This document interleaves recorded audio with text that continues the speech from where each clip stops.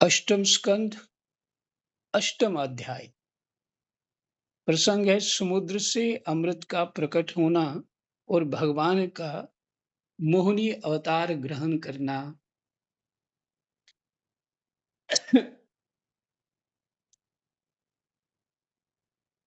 तो आपने यहां तक सुना था, इन सामग्रियों से ऋषियों ने विधि पूर्वक उनका अभिषेक संपन्न किया और गंधर्वों ने मंगलमय संगीत की तान छेड़ दी। नर्तकियां नाच नाच कर गाने लगी। यहां तक पढ़ा था। कृष्णाय वासुदेवाय हरये परमात्मने प्रणतः क्लेशनाशाय गोविंदाय नमः।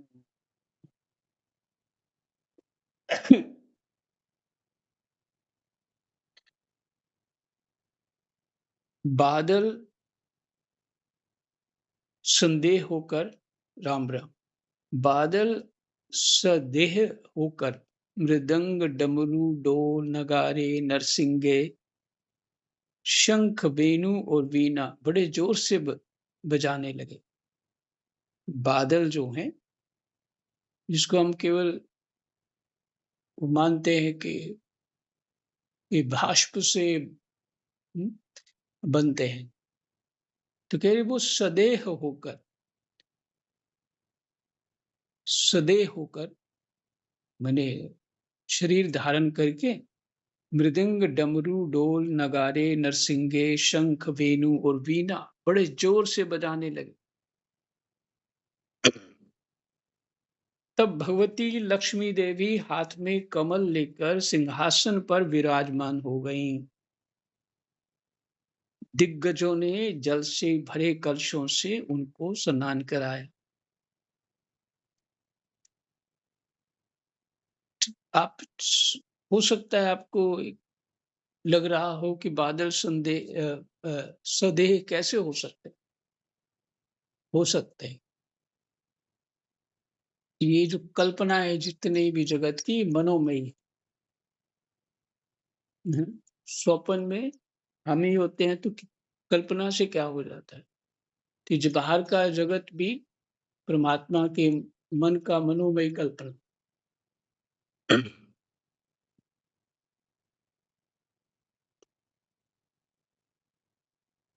तब भगवती लक्ष्मी देवी हाथ में कमल लेकर सिंहासन पर विराजमान हो गई।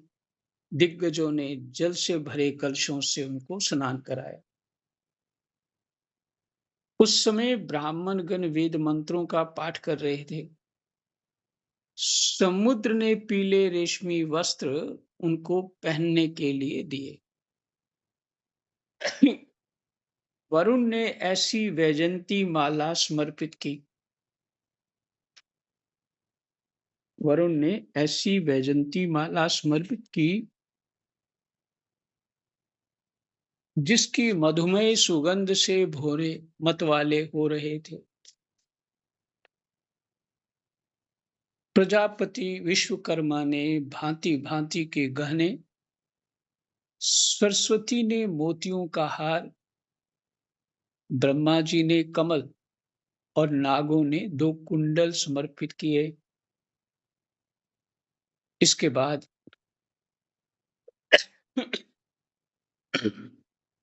लक्ष्मी जी ब्राह्मणों के स्वस्त्यन पाठ कर चुकने पर ब्राह्मणों के स्वस्ति वाचन पाठ कर चुकने पर अपने हाथों में कमल की माला लेकर उसे सर्वगुण संपन्न पुरुष के गले में डालने चली। माला के आसपास उसकी सुगंध से मतवाले हुए भौरे गुंजार कर रहे थे। उस समय लक्ष्मी जी के मुख की शोभा अवर्णनीय हो रही थी। सुंदर कपोलों पर कुंडल लटक रहे थे। लक्ष्मी जी कुछ लज्जा के साथ मंद-मंद मुस्कुरा रही थीं। उनकी कमर बहुत पतली थी। दोनों स्तन बिल्कुल सटे हुए और सुंदर थे। उन पर चंदन और केसर का लेप किया हुआ था। जब वे इधर-उधर चलती थीं, तब उनके पायजेब से बड़ी मधुर झनकार निकलती थी। ऐसा जान पड़ता था, मानो कोई सोने की लता इधर-उधर घूम फिर रही हो।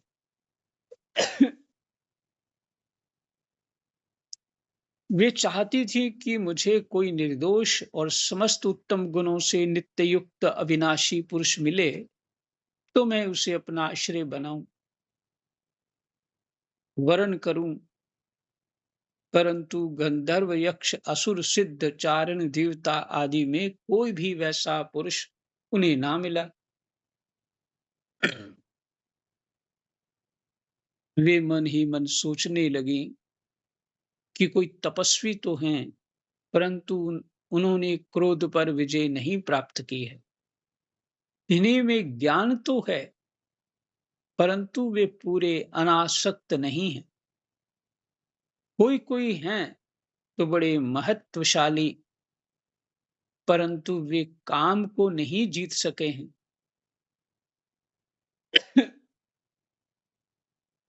किन्हीं में ऐश्वर्य भी बहुत है, परंतु वह ऐश्वर्य ही किस काम का।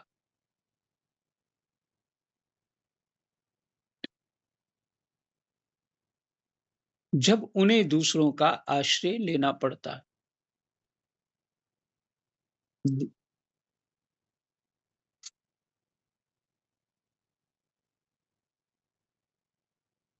अ, सिर्फ गेट खोल के आया। एक मिनट। राधेश साहब।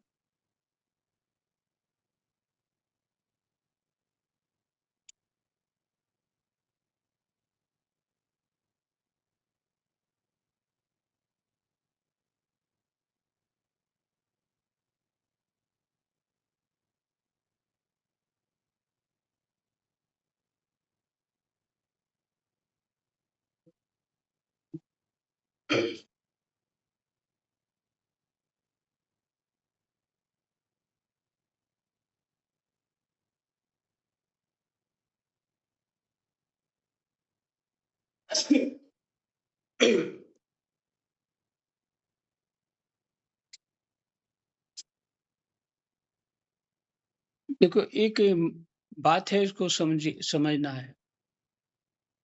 लक्ष्मी जी कहते हैं, किसको वरण करूं?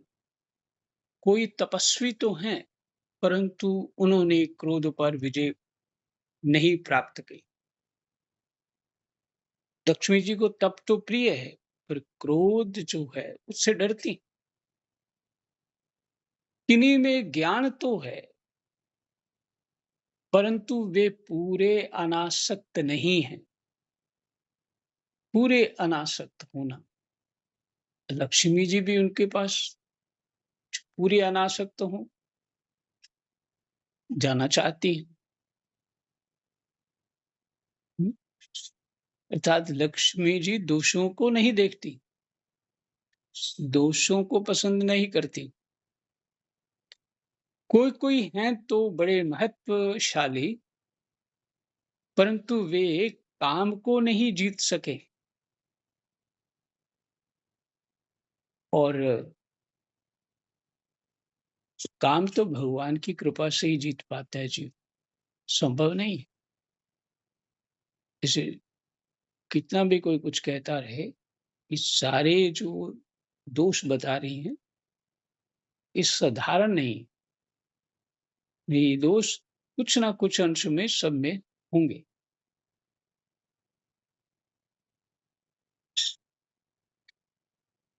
किन्हीं में ऐश्वर्य भी बहुत है, परंतु वह ऐश्वर्य ही किस काम का, जब उन्हें दूसरों का आश्रय लेना पड़ता है। किन्हीं में धर्माचरण तो है, परंतु प्राणियों के प्रति वे प्रेम का पूरा बर्ताव नहीं करते।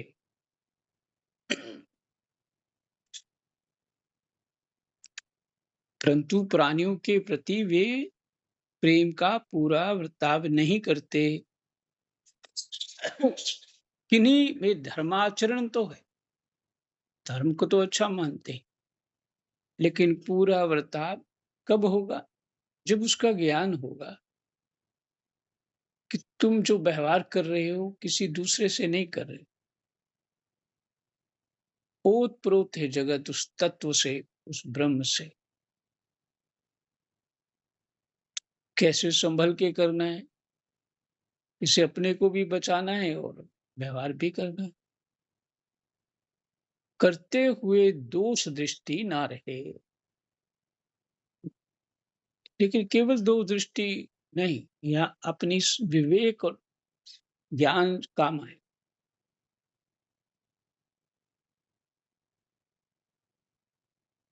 देखो वही दृष्टि भगवान ने अर्जुन को दी थी। और वो कैसा विवेक था, कैसा ज्ञान था कि इतने लाखों लाखों प्राणियों को अर्जुन ने मारा।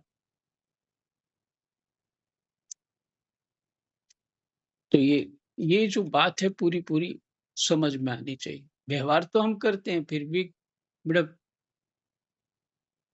दुखदायी बन जाता है, क्योंकि व्यवहार में तो व्यवहार देते हैं, व्यवहार लेना भी चाहते हैं। भगवत बुद्धि से व्यवहार नहीं हो पाता है। और फिर फल तो उसका होना है जो हमने करना है। मैंने किया तो वो भी करे, ये आवश्यक नहीं है। मैंने गाय को अगर घास खिलाता हूँ, गाय मुझे रोटी खिला दे, ये आवश्यक नहीं है। वो उसका भई अपना स्वभाव है। तुम्हें गोबर दे सकती है, लेना चाहो तो ले लो।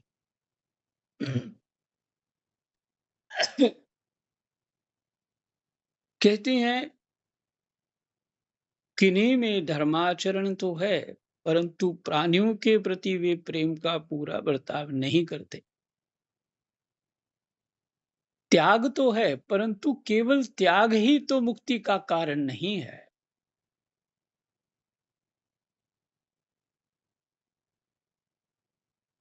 दैवी संपदा के गुणों को लक्ष्मी जी चाहती हैं। किन्हीं किन्हीं में वीरता तो अवश्य है, परंतु वे भी काल के पंजे से बाहर नहीं। अवश्य ही कुछ महात्माओं में विषयाशक्ति नहीं है, परंतु वे तो निरंतर अद्वैत समाधि में ही तल्लीन रहते हैं।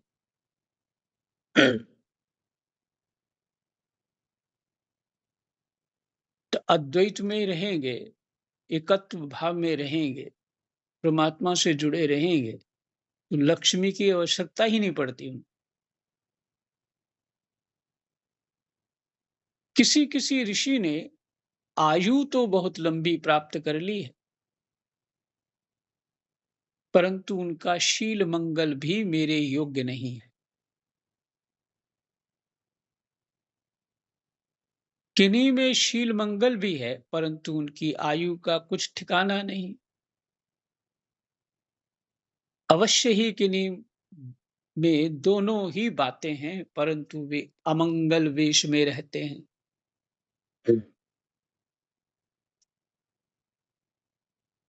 रहे एक भगवान विष्णु, उनमें सभी मंगलमय गुण नित्य निवास करते हैं, परंतु वे मुझे चाहते ही नहीं। ये अपनी समाधि में रहते हैं।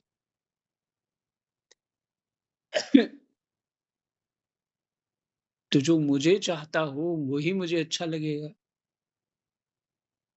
इस प्रकार सोच विचार कर अंत में श्री लक्ष्मी ने अपने चिर अभीष्ट भगवान को ही वर के रूप में चुना, क्योंकि उनमें समस्त सद्गुण नित्य निवास करते हैं। प्राकृत गुण उनका स्पर्श नहीं कर सकते और अनिमा आदि समस्त गुण को उनको चाहा करते हैं, परंतु वे किसी की भी अपेक्षा नहीं रखते। वास्तव में लक्ष्मी जी के एकमात्र आश्रय भगवान ही हैं।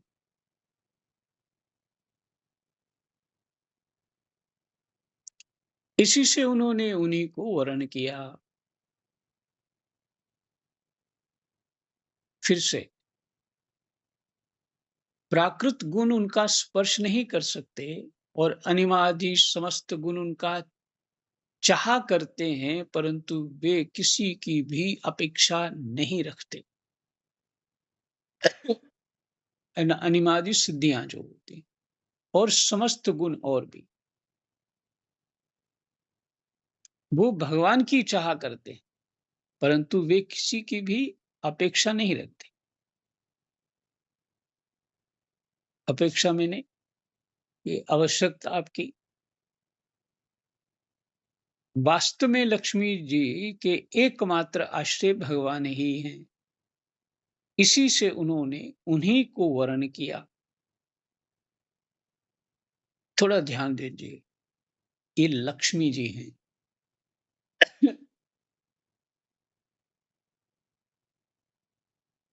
थोड़ा आगे चल के बताऊंगा और कुछ। इसी से उन्होंने उन्हीं को वर्ण किया। लक्ष्मी लक्ष्मी जी ने भगवान के गले में वह नवीन कमलों की सुंदर माला पहना दी, जिसके चारों ओर झुंड के झुंड मतवाले मधुकर गुंजार कर रहे थे। इसके बाद लज्जापूर्ण मुस्कान और प्रेम पूर्ण चितवन से अपने निवास स्थान उनके वक्षस्थल को देखती हुई वे उनके पास ही खड़ी हो गईं। जगत पिता भगवान ने जगजननी समस्त संपत्तियों की अधिष्ठात्र देवता श्री लक्ष्मी जी को अपने वक्षस्थल पर ही सर्वदा निवास करने का स्थान दिया। इसलिए उनके वाम वक्षस्थल पर लक्ष्मी जी का चिन्ह बना रहता।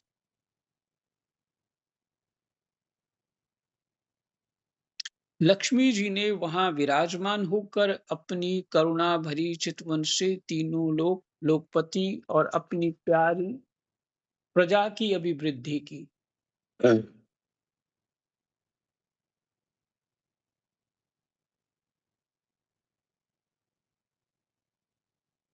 उस समय शंख तुरही मृदंग आदि बाजे बजने लगे। गंधर्व अप्सराओं के साथ नाचने गाने लगे। इससे बड़ा भारी शब्द होने लगा। ब्रह्मा रुद्र अंगिरा आदि सब प्रजापति पुष्प वर्षा करते हुए भगवान के गुण स्वरूप और लीला आदि के यथार्थ वर्णन करने वाले मंत्रों से उनकी स्तुति करने लगे। देवता प्रजापति और प्रजा सभी लक्ष्मी जी की कृपा दृष्टि से शील आदि उत्तम गुणों से संपन्न होकर बहुत सुखी हो गए।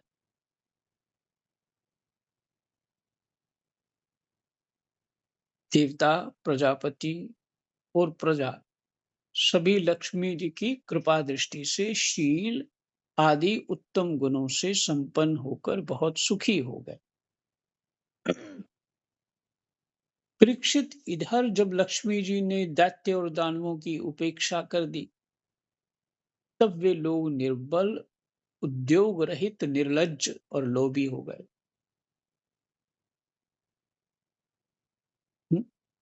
परीक्षित, इधर जब लक्ष्मी जी ने दैत्य और दानवों की उपेक्षा कर दी,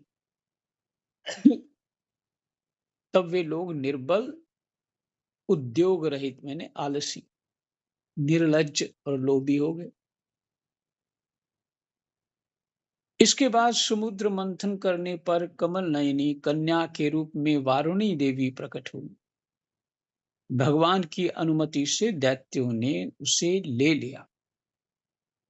वारुणी, वारुणी, पहले तो ये कहना चाह रहा हूं कि लक्ष्मी जी जो लक्ष्मी है, भगवान की प्रिया है, उनको ये सब सद्गुण जो है, अद्भुत दिव्य गुण प्रिय है। इसलिए वो भगवान के पास रहती। बाकी सबका त्याग कर दिया।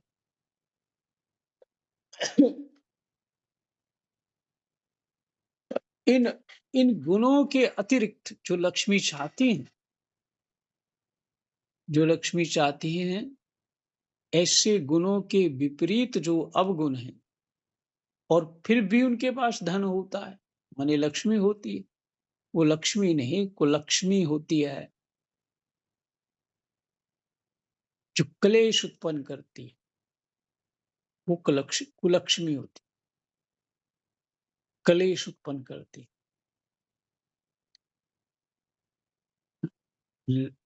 लक्ष्मी यहाँ हो वहां कलेश कैसे हो सकते?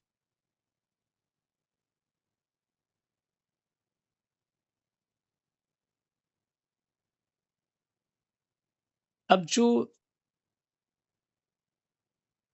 30वां श्लोक है, इसके बाद क्या हुआ? इसके बाद समुद्र मंथन करने पर कमल नयनी कन्या के रूप में वारुणी देवी प्रकट हुई। भगवान की अनुमति से दैत्यों ने उसे ले लिया। शायद आपको पता हो, ऐसे वारुणी शब्द उसके लिए भी आता है, शराब के लिए। वारुणी देवी प्रकट हुई। भगवान की अनुमति, ये वही है कि दूसरी है, ये मुझे पता नहीं पूरा। भगवान की अनुमति से दैत्यों ने उसे ले लिया। तदनंतर महाराज देवता तदनंतर महाराज महाराज किसको ये बोल रहे हैं? परीक्षित जी को।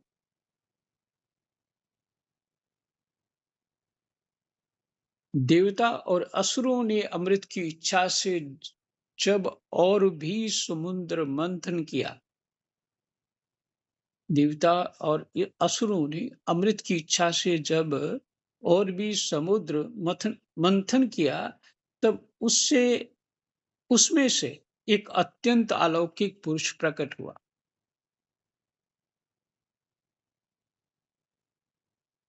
उसकी भुजाएं लंबी एवं मोटी थीं, उसका गला शंख के समान उतार चढ़ाव वाला था और आंखों में लालिमा थी। शरीर का रंग बड़ा सुंदर सांवला सांवला था। गले में माला, अंग अंग सब प्रकार के आभूषणों से सुसज्जित, शरीर पर पीतांबर, कानों में चमकीले मणियों के कुंडल, चौड़ी छाती, तरुण अवस्था, सिंह के समान पराक्रम, अनुपम सौंदर्य, चिकने और घुंघराले बाल लहराते हुए उस पुरुष की छवि बड़ी अनोखी थी।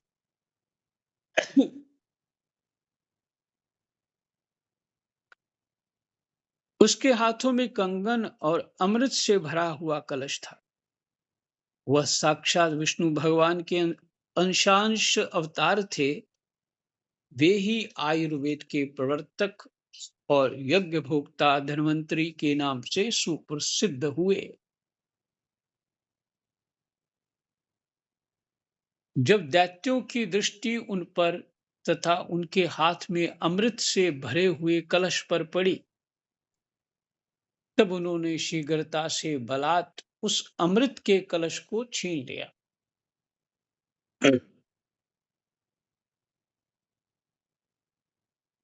वे तो पहले से ही इस ताक में थे कि किसी तरह समुद्र मंथन से निकली हुई सभी वस्तुएं हमें मिल जाएं।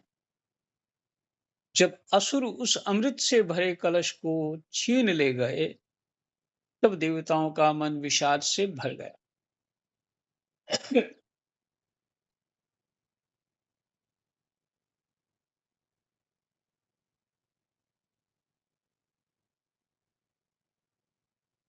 अब वे भगवान की शरण में आए। उनकी दीन दशा देखकर भक्त वांछा कल्प तरु, भगवान ने कहा। भक्त वांछा कल्प तरु, ये भगवान का नाम है। भक्त की इच्छा को पूर्ण करने वाले ऐसे कल्प तरु है भगवान। इसलिए कहते भक्तवान शाह कल्पतरु।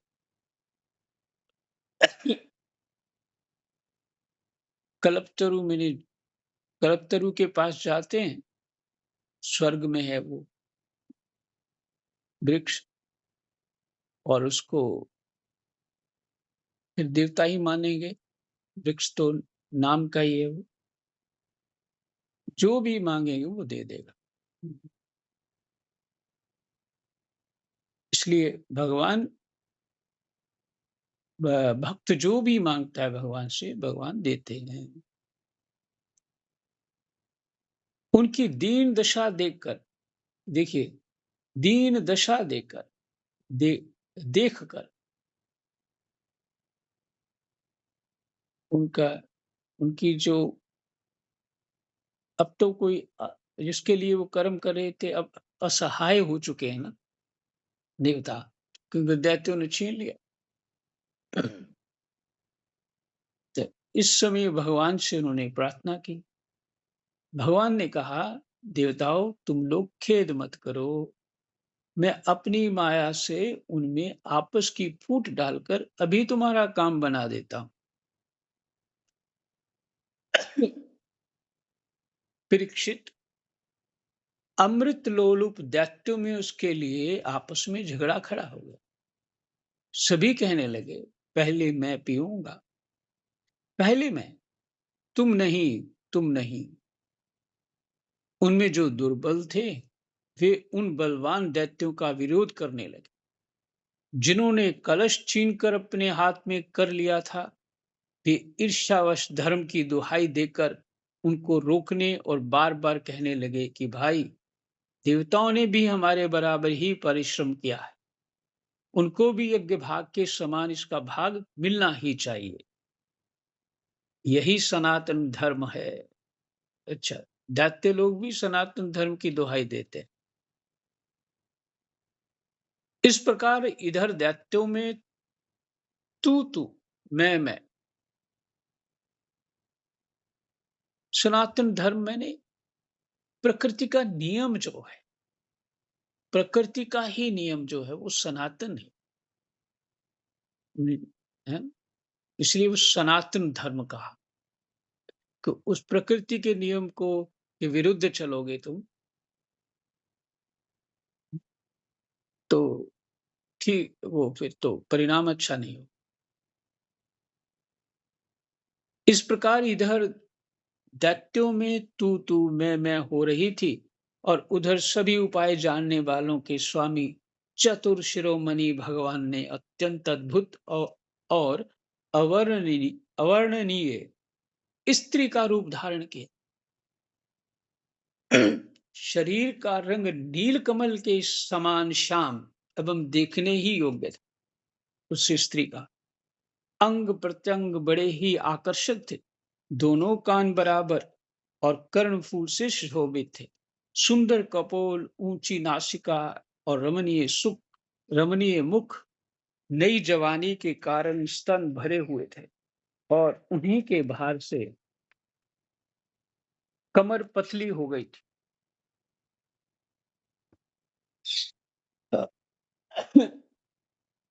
मुख से निकलती हुई सुगंध के प्रेम से गुनगुनाते हुए भौरे उस पर टूट पड़ते थे, जिससे नेत्रों में कुछ घबराहट का भाव आ जाता था। अपने लंबे केश पाशों में उन्होंने खिले हुए बेले के पुष्पों की माला गूंद रखी थी। अपने लंबे केश पाशों में उन्होंने खिले हुए बेले की बेले की बेल बेले की पुष्पों की माला गूंद रखी थी। सुंदर गले में कंठ के आभूषण सुंदर गले में कंठ के आभूषण और सुंदर भुजाओं में बाजूबंद सुशोभित थे। इनके चरणों के नूपुर मधुर ध्वनि से रुंझुन रुंझुन कर रहे थे, और स्वच्छ साड़ी से ढके नितंब द्वीप पर शोभायमान करधनी अपनी अनूठी छटा छिटका रही थी। अपनी सलज्ज मुस्कान नाचती हुई तिरछी बोहें और विलास भरी चितवन से मोहिनी रूपधारी भगवान दैत्य सेनापतियों के चित्त में बार बार कामोदीपन करने लगे। जय जय सीताराम। राधे श्याम। आज यहीं विश्राम, और हमारा अष्टम अध्याय पूरा विश्राम हुआ। तो कृष्णाय वासुदेवाय हरये परमात्मने प्रणतः क्लेशनाशाय गोविन्दाय नमो गोविन्दाय नमो। जय जय सीता।